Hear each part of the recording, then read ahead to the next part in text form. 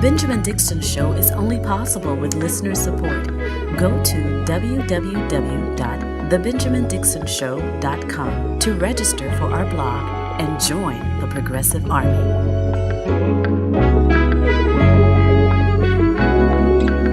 Today is Tuesday, July 14th, 2020. Thanks so much for joining me. Allow me to tell you the tale of two economies, two entirely different economies, one that is thriving and the other leaves millions of people across this country, hundreds of millions of people desperate, trying to figure their way through this pandemic. JP Morgan and Chase stocks surged today as they announced record-breaking profits for the second quarter of 2020. Meanwhile, you still have some 40 million Americans who are unemployed, who have lost their jobs, and whose unemployment benefits are running out this month. You juxtapose that with the fact that many of the unemployed have not, according to the Washington Post, have not been able to get their first unemployment check. Add to that, 1/3 of Americans have not been able to pay their rent in July, their living expenses, whether it be rent or mortgage or some other arrangement they could not pay for the month of July. Meanwhile, JP Morgan and Chase is posting record-breaking profits. Not only JP Morgan, headed up by Jamie Dimon, but also Amazon. Jeff Bezos has added billions of dollars in wealth since this pandemic, along with Mark Zuckerberg, along with about 11 other billionaires in this country who have combined added $565 billion to their collective wealth in this pandemic alone. We have two economies in this country. And the deception that is pulled over the eyes of most Americans is that if one economy is doing good, then that means that we should be doing good. If Wall Street is doing good, everything in our news cycle, every report, everything that comes down and tells us, every indicator that suggests that the economy is doing good is based on economy A, city A, the city where everything is fine, where they don't have to go out and work in this pandemic, where they can do all their work from home. And not only can they do their work from their elaborate homes and their beautiful estates, not only can they do that, but they do that and make billions of dollars while the essential workers are out in the streets risking their lives to deliver to their doorstep whatever new toy they purchased on Amazon. Economy A, City A is doing just fine. It is the best of times for them. Never mind the fact that there's a pandemic outside the doorsteps, right? Everything is fine for them because they're not the people to go out in public that much anyway. They bring all their entertainment to them. They have their arrangements. They're perfectly fine, and they're making an inordinate amount of money.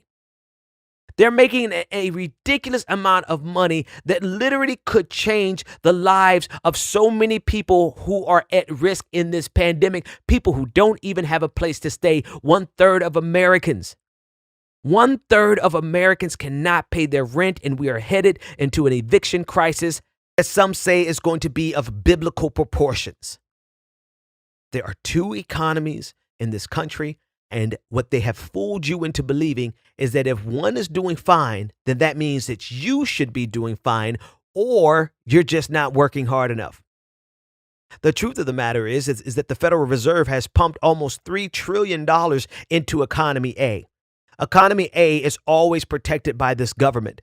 Economy A will never suffer the fate that it suffered during the original Depression.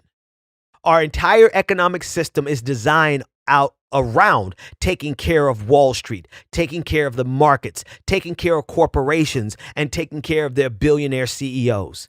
This is why you can see corporations go out of business, go bankrupt, and the CEO sails away in their golden parachute because it's designed not to take care of the workers. This economy is not designed to take care of workers. This economy is not designed to take care of labor. It doesn't care about consumers except for you giving them your money. It is designed to take care of the rich. It is designed to take care of capital. And under no circumstances will this government ever allow the markets to suffer the same way they allow the people to suffer. Let me repeat that again. Under no circumstances will the federal government, the United States government, that gets its literal validity from the consent of the people, the consent to be governed. And this government, the United States government, which is designed in our founding documents to promote the general welfare, under no circumstances will that government that derives its power from the people ever allow Wall Street to suffer the same way it allows its people to suffer. And yet, when you read the news, when you look at the headlines, when you look at all of the indicators say that the economy is doing fine, but the reality is the people are hurting. Economy A, economy B. A tale of two economies. One is living in the best of times, the other is living in the worst of times. And who is the federal government, the institution, the entity that is designed, I cannot stress this enough. This government only has validity to the extent that the people continue to give it consent to be governed. And yet, we have been brainwashed. I don't have any other way of describing it. We have been so conditioned in this country to look at the indicators of economy A as the bellwether of how this country is doing, when the reality of it is that Wall Street is doing fine. Wall Street will always do fine. The federal government makes sure that Wall Street will always be okay, but doesn't give a damn about you. It gave you $1,200 if you were lucky to even get that, and left you alone and printed trillions of dollars for Wall Street. And now, the president of the United States, you cannot make this up. This is literally what happened.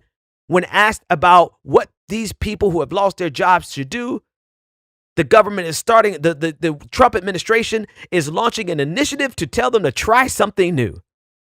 They lost their jobs, and the president of the United States is like, go find some new work. What work? What work in this pandemic? Digging graves? Moving bodies? From the hospital to the morgue? What work? Any work? There is no work right now. There literally is no work right now. And even if there were, no one should be forced to go out into this pandemic just to be able to feed their kids. But the federal government has shown that it does not care. It does not care. Not only does it not care if you are able to feed your kids, they are putting you in a position where you're going to have to send your kids back to school because they are not making any accommodation for virtual learning in the midst of this pandemic.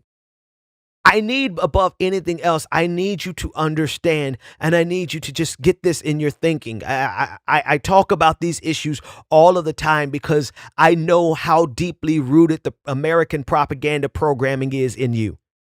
I know how deep it is in you because I know how deep it was in me.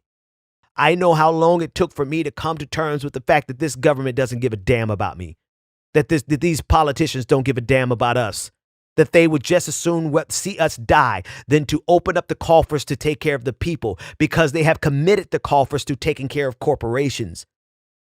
It takes a long time to come to terms with the people who we have celebrated and we have sent to Washington, D.C. They have all been complicit with this system. And here we are at the apex of American absurdity, where we could be in a situation where not as many people had to die. Not this many, 140,000 people at this point. It was so unnecessary. Some people were going to die from this virus. Yes, that's the nature of a pandemic. But the way it has been exacerbated in this country is a direct result of this government not giving a damn about you and being more concerned about you going out to give them your labor so that they can be served, giving them your consumption so that they can get those quarterly profit margins, and participating in a system that really does not give a damn about you. I say these things every single day because it's hard for some people to come to grips with. Because the next obvious question is, what do we do about it? And there is no immediate solution to this. This is not fixed in November. The problems that we face right now will not be fixed in November. It won't be fixed in January when Donald Trump is gone out of office. Fine. He needs to go, but that is not the fix. There's still going to be 40 million people unemployed. And we've seen this story before in the 90s. Whenever there's a great shift in the economy, the government doesn't really do anything to help the people. It just simply says, go and find something new. In the 90s, underneath Bill Clinton, it was like you need to retool. You need to go back to school. You need to learn new skills. What new skills is a person that's 50 or 60 years old going to be able to acquire to be able to compete in a system where 45 million people have no jobs?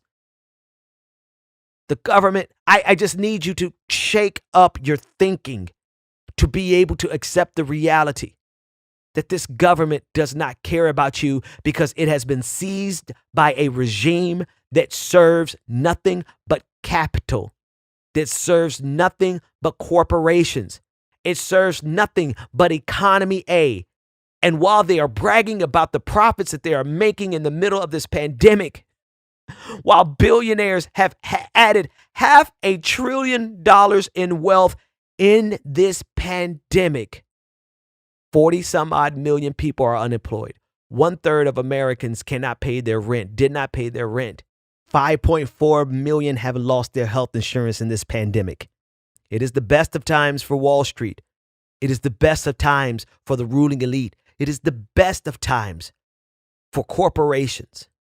But it is literally the worst of times for you, me, and every other working American in this country.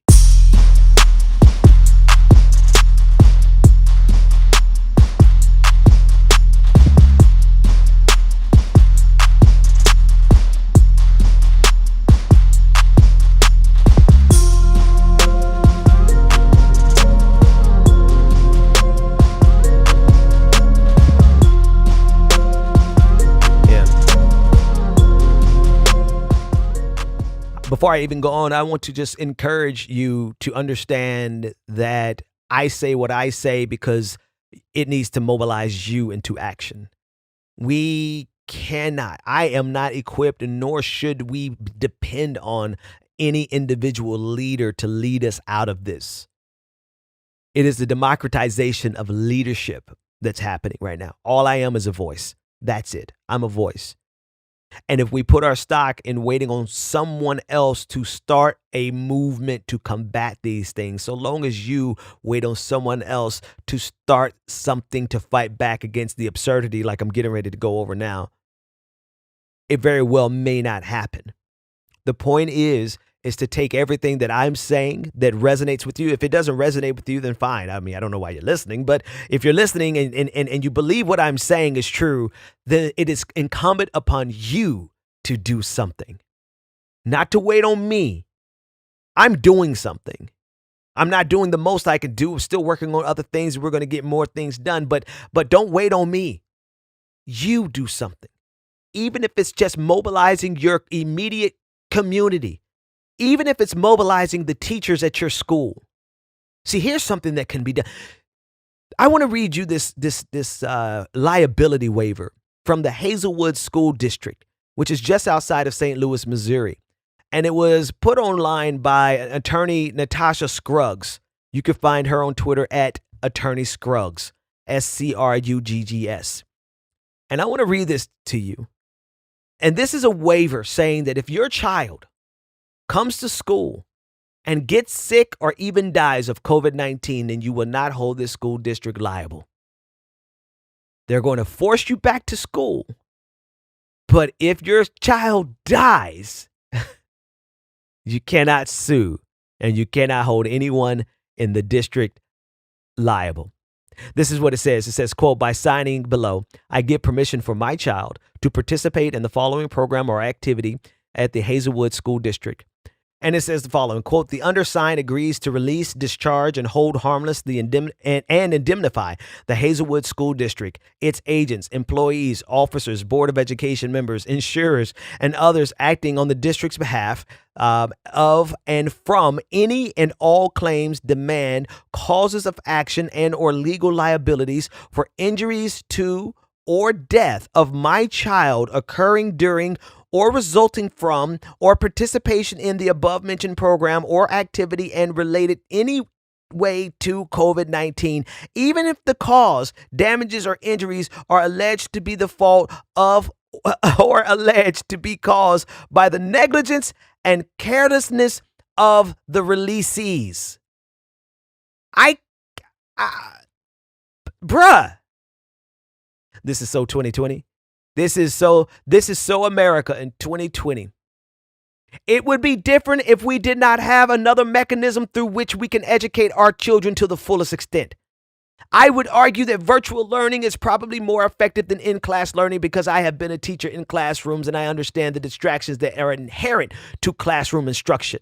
So we know for a fact that every child in this country, if they are provided with a laptop and make sure that they have access to internet, they are capable of learning online. But instead, what we're doing is we're forcing kids back into these incubators, these petri dishes where they are most certainly going to contract COVID-19 at some point throughout the school year. There is no question about it. And instead of doing the practical thing, we are now at the point where school districts are going to open up and then require you to sign a release form. I'm sorry, but goddamn America.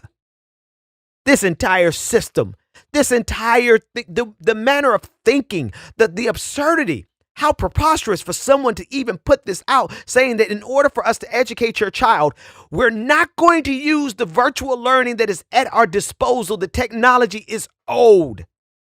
There's nothing about virtual learning that is not accessible to everyone, even if all they have is a cell phone, even if they don't have internet at home. If they have a cell phone, even if they don't have a laptop, if they have a cell phone, they can access virtual learning in a significant fashion. But instead of doing that, they're saying we're going to force you back into schools and make you sign a waiver in case your child dies. I swear on everything. They are pushing us to the limit. They are pushing us to see how far they can take this. They are pushing us to see how much the American people will tolerate. How much will we capitulate to this government, no matter how much this government is trying to actually get people killed? The absurdity of it.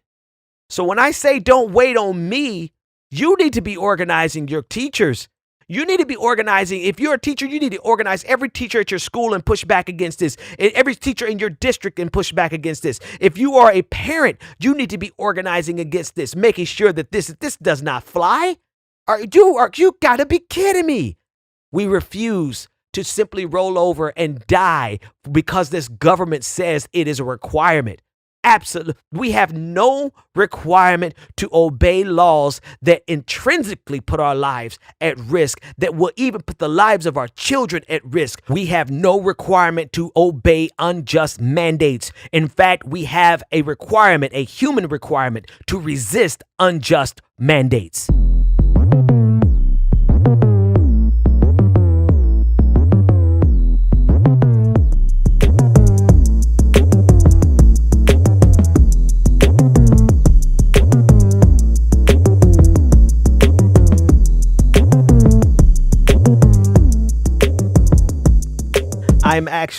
I am very loath to discuss the entire fiasco around cancel culture that has been going on and on and on for the last couple of weeks.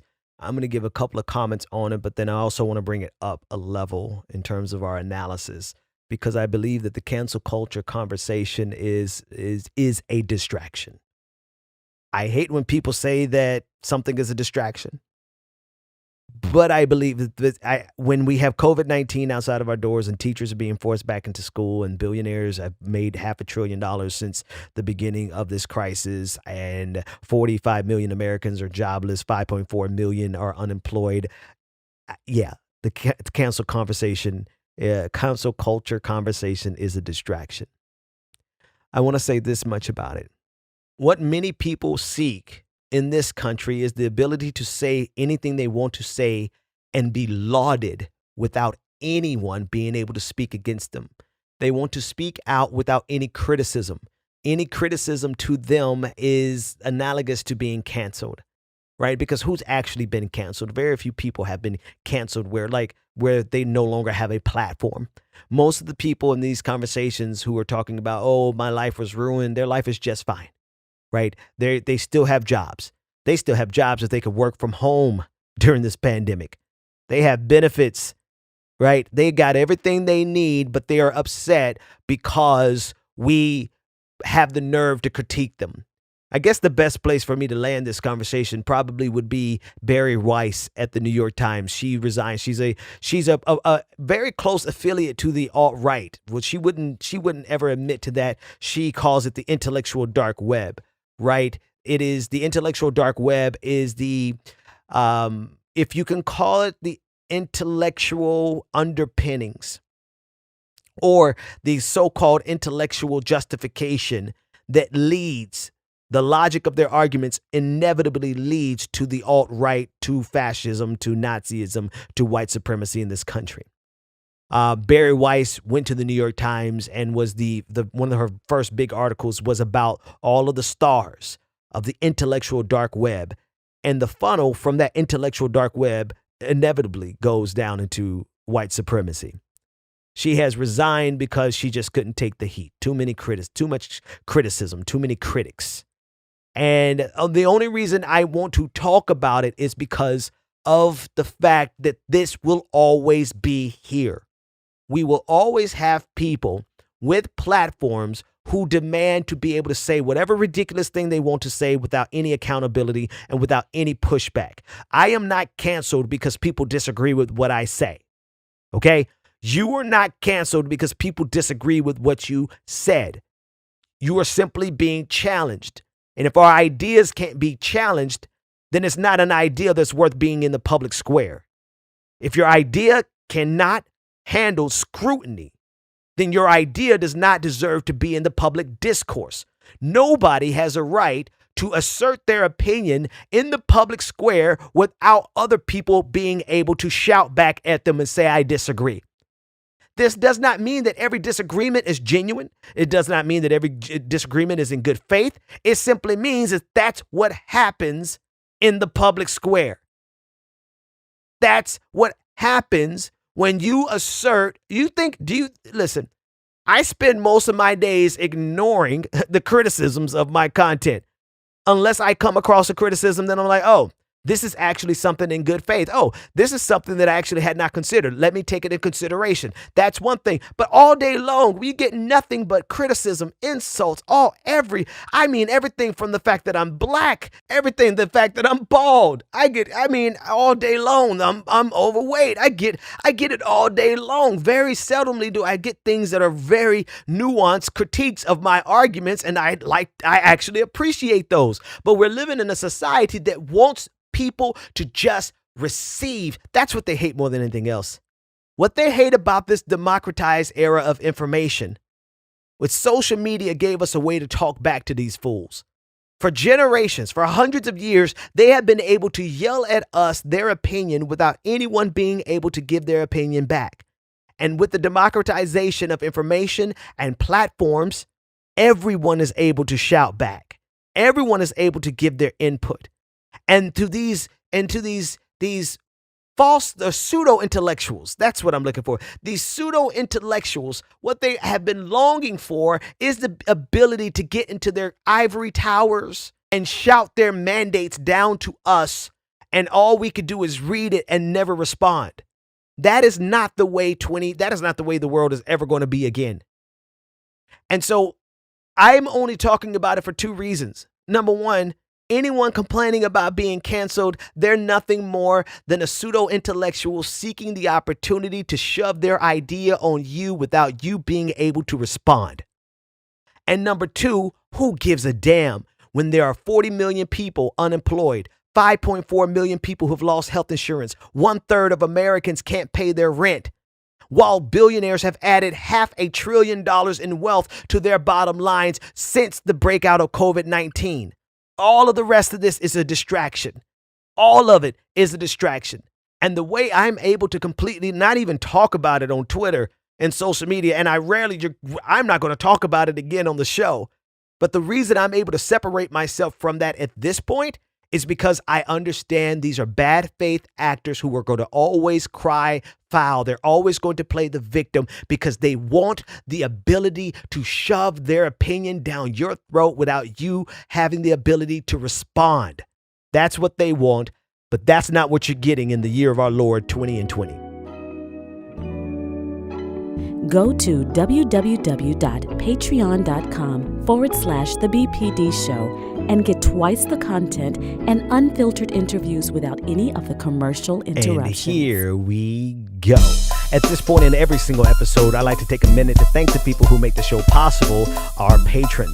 Doesn't matter how many patrons we get, we're always going to take the time to say thank you. Very special welcome to John Adamus and Drexen. Thank you for becoming a patron. Ha, that's it. Everybody just bop your head. You too can become a part of this prestigious and prodigious patron family by going to patreon.com/the BPD show, where you get twice the content, uncut, unfiltered, unedited interviews, none of the commercial interruptions, and you give me the ability to speak truth to power and power to the powerless, whether the powerful like it or not.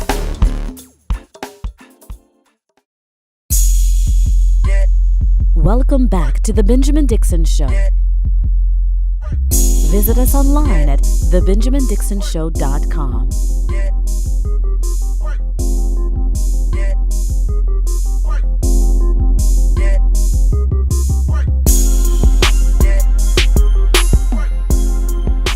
Welcome back. All right, one last thing that I want to talk about before we cut over to the patrons only episode. You can get access to the full hour of content at patreon.com/the BPD show. I am rather disgusted by how bloodthirsty this country is. This country seeks, more than anything else, the ability to execute their judgment as if they had the moral standing to do so. This morning, the federal government commenced with their executions, again, for the first time in years. Daniel Lee was executed this morning after the U.S. Supreme Court issued an opinion at 2 a.m. this morning, basically while everyone was sleeping. I'm going to read this tweet from Sister Helen Prejean. She is one of the foremost individuals fighting against the death penalty, not only on the federal level, but also on the state level. She said, "I'm appalled to hear that the federal government executed Daniel Lee early this morning after the U.S. Supreme Court issued a seemingly unprecedented opinion at 2 a.m. While we were sleeping, the government killed a man under the cloak of darkness. I will have more to say soon." I think it should be clear to every single person that this government has no moral standing in terms of the right to execute anyone on the state or federal level. This country is morally bankrupt, and it is the height of absurdity for them to assert some type of righteousness in the executions of its citizens. Not only a question of morality, but also the question of state-sanctioned murder. State-sanctioned murder. This is the government. This is the government carrying out acts of revenge on behalf of oftentimes families who don't even want it. I mean, there's so many different levels that we can argue against the death penalty in this country, right? The lack of moral standing, and the act of revenge on behalf of someone else, which is frowned upon by the government itself. If we were to carry out an act of revenge on behalf of someone else, but we authorize it, we sanction it, and we sanitize it because it's carried out by the state. And the other argument is clearly that there are so many people, including Black people, disproportionately so. It is always the case when there is an injustice, there is a disproportionate amount of burden of that injustice on the back of Black people. And we see that time and again with the death penalty. It never fails.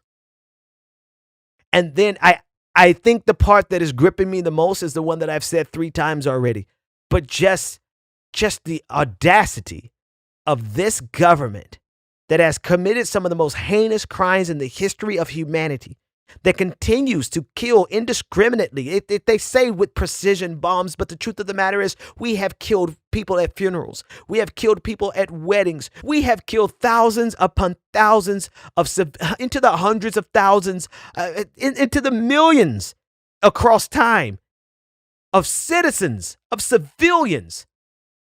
And we sanitize it in the Star-Spangled Banner, the red, white, and blue, and the patriotism of America. We sanitize it when our soldiers come home and we're demanded to respect our troops.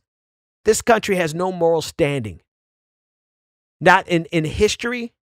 I don't foresee us having who has the moral standing to take another person's life except in the case of an imminent threat to their own person. I don't care. The other trick of this is that the execution was of a white supremacist. I don't care. I don't care. This government should not have the authority to execute people in our name with our tax dollars, especially when everything else that they have done in our name and with our tax dollars has revealed to us exactly how rotten and immoral this country really is. Patrons, stay tuned. If you want access to the other half hour, go to patreon.com/The BPD Show. Everyone else, thank you for being a beautiful audience. I will see you next time. The Benjamin Dixon Show is only possible with listener support. Go to www.patreon.com/The BPD Show and support The Benjamin Dixon Show. If you like this episode, be sure to share, like, and subscribe.